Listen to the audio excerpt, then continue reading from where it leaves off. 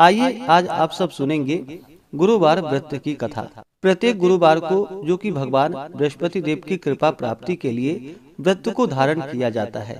जो भी भक्त सच्ची श्रद्धा के साथ नियम और निष्ठा के साथ गुरुवार का व्रत धारण करते हैं तो भगवान बृहस्पति देव की कृपा से उनके सभी प्रकार के दुख और कष्ट दूर होते हैं तथा सभी प्रकार के सुख और समृद्धि की प्राप्ति होती है। गुरुवार के दिन चाहिए कि इस दिन केले के पेड़ के नीचे जो कि अच्छी प्रकार से साफ सफाई करके वहाँ पे आसन लगा करके गुड़ मिश्रित जल जो कि केले के वृक्ष में डालनी चाहिए। एक दीपक प्रज्वलित करके भगवान बृहस्पति देव को विशेष प्रकार से जो कि पीला पुष्प अर्पित करे, पीला चंदन अर्पित करे, धूप और दीप दिखाए, अनेक प्रकार का नैवेद्य अर्पित करे। विशेष करके गुड़ और चने की दाल का भगवान को भोग लगाना चाहिए, मुनक्के का भोग लगाना चाहिए और फिर गुरुवार व्रत का कथा श्रवण करनी चाहिए। जहाँ पर भी केले का वृक्ष ना हो तो आप भगवान बृहस्पति देव की फोटो या प्रतिमा रख करके उनका पूरे विधि विधान के साथ पूजन करें। भगवान बृहस्पति देव अपने भक्तों के सभी प्रकार के मनोरथों को सिद्ध कर देते हैं। तो आइए सुनते हैं गुरुवार व्रत की कथा। तो बोलिए प्रेम से भगवान बृहस्पति देव की जय, भगवान विष्णु की जय, माता लक्ष्मी की जय। कथा के अनुसार प्राचीन काल में एक बहुत ही निर्धन ब्राह्मण रहता था। उसके कोई संतान ना थी। वह नित्य पूजा पाठ करता। उसकी स्त्री ना स्नान करती और ना ही किसी देवता का पूजन ही करती थी। इस कारण ब्राह्मण देवता जो कि बहुत दुखी रहते थे, अपनी पत्नी को बहुत समझाते किंतु उसका कोई परिणाम ना निकलता। भगवान की कृपा से ब्राह्मण के यहाँ एक कन्या उत्पन्न हुई। कन्या बड़ी होने लगी। प्रातः स्नान करके वह भगवान विष्णु का जप करती, बृहस्पतिवार का व्रत भी करने लगी। पूजा पाठ समाप्त कर जब पाठशाला जाती तो अपने मुट्ठी में जौ भरकर ले जाती थी और पाठशाला के मार्ग में डालती हुई जाती थी। लौटते समय वही जौ जो कि स्वर्ण के हो जाते थे तो उसको बीन कर घर ले आती थी। एक दिन वह बालिका सूप में उन सोने के जौ को फटक कर साफ कर रही थी कि तभी उसकी माँ ने देख लिया और कहा कि हे बेटी, सोने के जौ को फटकने के लिए सोने का सूप भी तो होना चाहिए। दूसरे दिन गुरुवार था।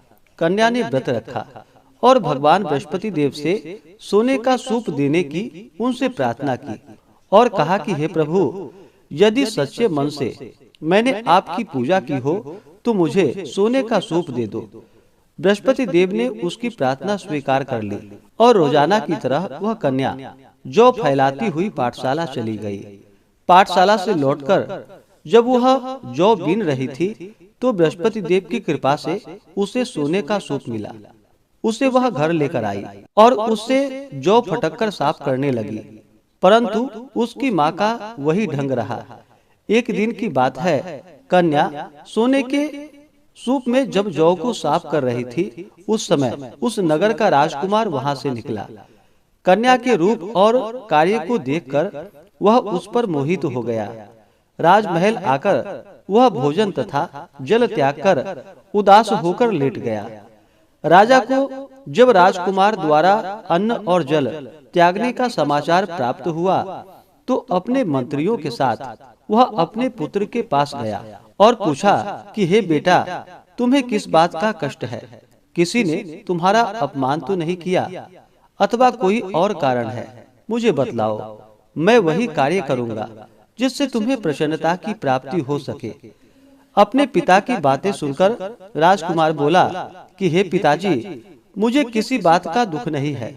किसी ने मेरा अपमान भी नहीं किया है, परंतु मैं उस लड़की के साथ विवाह करना चाहता हूँ जो लड़की सोने के सूप में जौ को फटक कर साफ कर रही थी। राजकुमार ने राजा को उस लड़की के घर का पता भी बता दिया। मंत्री राजा के कहने पर उस लड़की के घर गया। मंत्री ने ब्राह्मण के समक्ष राजा की ओर से निवेदन किया और फिर कुछ ही दिनों के बाद ब्राह्मण की कन्या का विवाह राजकुमार के साथ संपन्न हो गया। और फिर क्या था, कन्या के घर से जाते ही ब्राह्मण के घर में पहले की भांति गरीबी का निवास हो गया।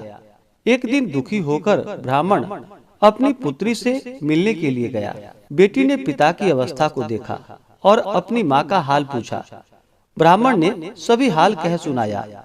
कन्या ने बहुत सा धन देकर अपने पिता को वहां से विदा कर दिया, लेकिन कुछ ही दिनों के बाद फिर वही हाल हो गया। ब्राह्मण फिर से अपनी कन्या के यहाँ गया और सभी हाल कहा तो पुत्री बोली कि हे पिताजी, आप माताजी को यहाँ लिवा लाओ, मैं उन्हें यह विधि बता दूंगी जिससे कि गरीबी दूर हो जाए।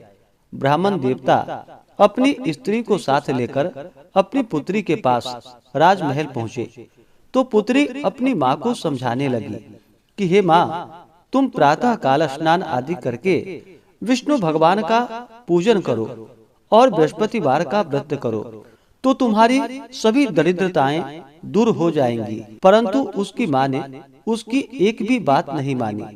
वह प्रातः काल उठते ही अपनी पुत्री के बच्चों का जूठन को खा लेती थी। एक दिन उसकी पुत्री को बहुत गुस्सा आया। उसने अपनी माँ को एक कोठरी में बंद कर दिया और फिर प्रातः उसे स्नान आदि करा करके उससे पूजा पाठ करवाया। तब जाकर के उसकी माँ की बुद्धि ठीक हो गई। इसके बाद नियम से पूजा पाठ करने लगी और प्रत्येक बृहस्पतिवार को व्रत भी करने लगी।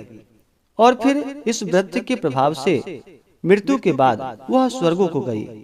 वह ब्राह्मण भी सुख पूर्वक इस लोक का सुख भोग कर अंत में स्वर्ग को प्राप्त हुआ। बृहस्पति देव सभी कामनाएं पूर्ण करते हैं। जो सद्भावना पूर्वक बृहस्पतिवार का व्रत करते हैं एवं कथा पढ़ते हैं अथवा सुनते हैं और दूसरों को भी सुनाते हैं, बृहस्पति देव उनकी सभी मनोकामनाएं पूर्ण करते हैं और उनकी सदैव रक्षा करते हैं। जो संसार में सद्भावना के साथ गुरुदेव का पूजन एवं व्रत सच्चे हृदय से धारण करते हैं, उनकी सभी कामनाएं वैसे ही पूर्ण होती हैं जैसी सच्ची भावना से राजा और रानी ने बृहस्पति देव की कथा का गुणगान किया था, तो उनकी सभी इच्छाएं बृहस्पति देव जी ने पूर्ण की।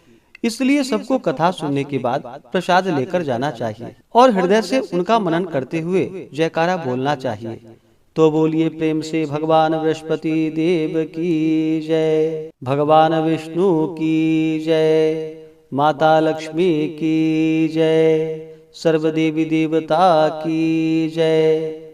इसी प्रकार से जो भी भक्त सच्ची श्रद्धा के साथ नियम और निष्ठा के साथ गुरुवार का व्रत धारण करते हैं, भगवान बृहस्पति देव का पूजन करते हैं, कथा श्रवण करते हैं, तो भगवान बृहस्पति देव उनकी सभी मनोकामनाएं पूर्ण करते हैं।